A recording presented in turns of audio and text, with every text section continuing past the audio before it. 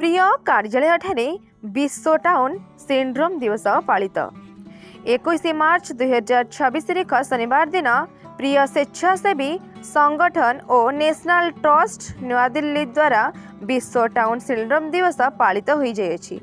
एथिरे प्रियर निर्देशक टंकधर बारिक town syndrome भिन्नक्षम मानकर लक्षण संबंध में बुझाई कहते।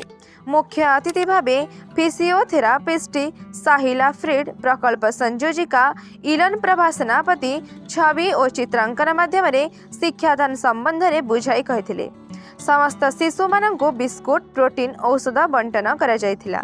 दिव्यांग माँ मानंकु पिला मानंकर सठिक दायित्व नेबा निमंते फिजियोथेरापिस्ट निवेदिता नायक परामर्श देथिले। उक्त कार्यक्रम को सत्यप्रकाश नायक, वर्षाराणी प्रधान, लक्ष्मीप्रिया बेहेरा, सौभाग्यलक्ष्मी तराई, अन्नपूर्णा धल, स्वागतिका राउत, कुसुमिता बाग, लिप्सा साहू, सावित्री साहू, वैकुंठनाथ पात्र, रवींद्र कुमार सामल परिचालना करथिले। ढेंकानाल शुभम पाणी को रिपोर्ट, RM News 8।